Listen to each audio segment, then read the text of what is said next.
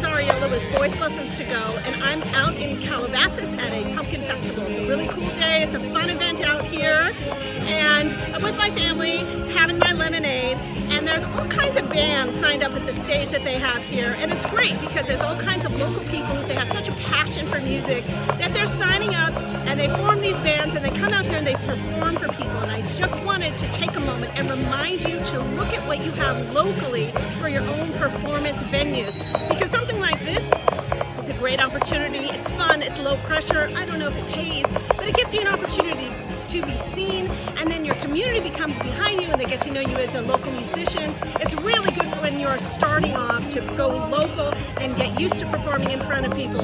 So we're having a lot of fun out here, and there's some sort of cover band up there right now, and I want to remind you to get out there and sing whatever opportunity you have. Get out there and sing so people know who you are.